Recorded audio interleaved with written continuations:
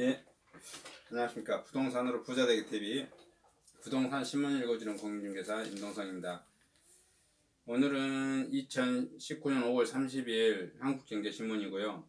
신탁을 활용해서 종부세 절반이나 줄인다는 내용입니다. 다주택자 자산과 은밀한 절세 전략 해가지고 대출 규제 보이시의 강화 방침에 세법상 모순이 있는 것인데요.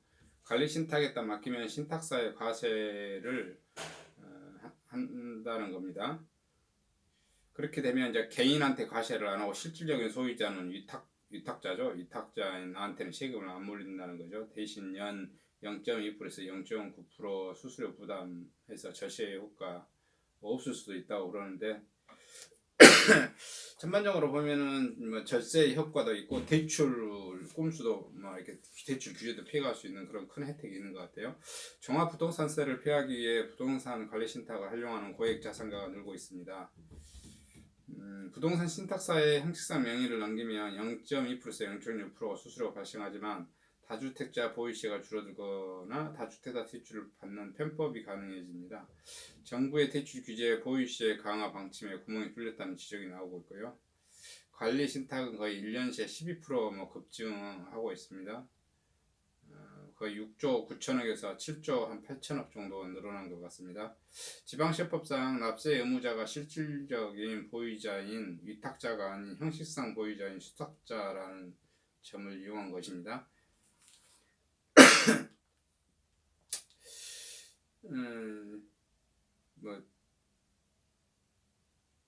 위탁자가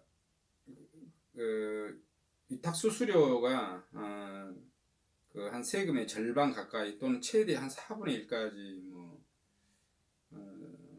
종부세는 4분의 1까지 줄어든다는 그런 내용인 것 같아요. 다주택자가 대출도 가능하고 관리신탁뿐만 아니라 명의가 신탁사로 바뀌어 다주택자 대출이 가능해진다는 담보신탁도 급속도로 증가하고 있습니다.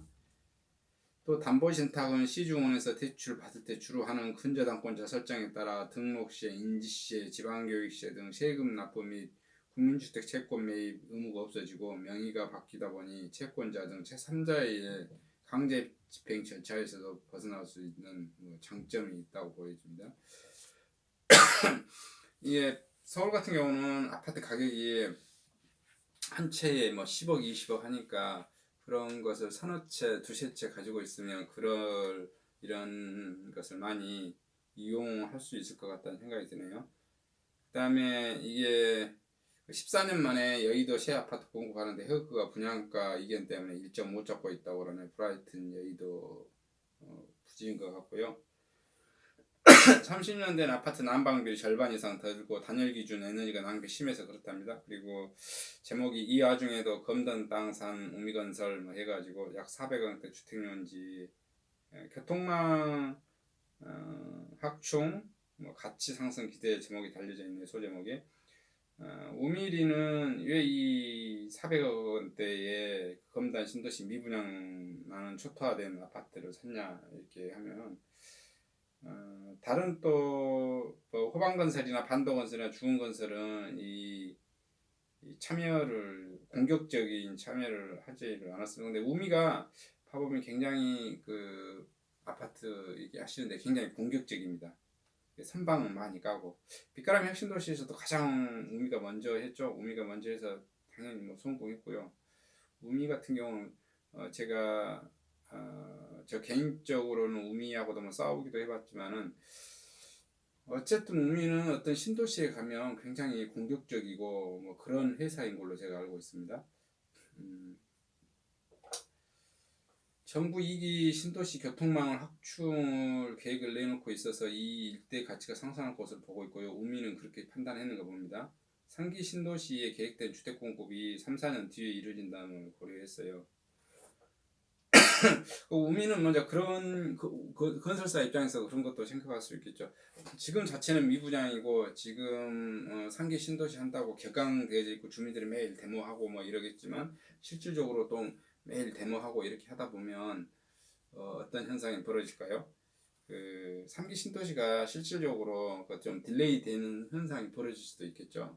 그리고 정상적인 코스로 이렇게 간다고 할지라도 아파트 공급 분양은 3, 4 말이 정부는 3년이 한다고 하지만 실질적으로는 분양 자체를 한 5년이나 6년 차에 할 거니까 그 사이에 어찌됐든 건설회사 입장에서는 직원을 자를 수 없고 분양을 해야 된다라는, 또 그 다음에 분위기가 1년이나 2, 3년 뒤에 분위기가 바뀔 수도 있다는 그런 것이고요. 우미건설 같은 경우는 특히 뭐 땅을 사면 짧은 시간 내에 분양을 치는 좀 공격적인 회사인 걸로 알고 있습니다. 아마 빨리 뭐 하지 않을까 그런 생각이 좀 들고요. 그 다음에 여기 상가 관련된 내용이네요. 카페나 1층 카페 제과점 그 내부 발코니 그 내부 2층은 하는 것을 합법화 시키려고 하는 것 같습니다. 이게 그 자영업자분들 그 임차료는 많고 공간은 좁고 뭐 이거 하는 거에서 민원이 들어가지 않았나, 아니면 그런 것을 받아준 것 같은 그런 느낌이 들어요. 국토부에서 건축법 개정을 9월에 시행해서 공간 효율 확대를 법적 근거를 확실하게 마련해 주겠다고 합니다. 지금 이게 이제 무슨 문제가 있냐면 지금 현재 법규에는 지금 1층 같은데 커피숍이나 식당 같은데 보면 그 2층으로 이렇게 올라가는 계단해서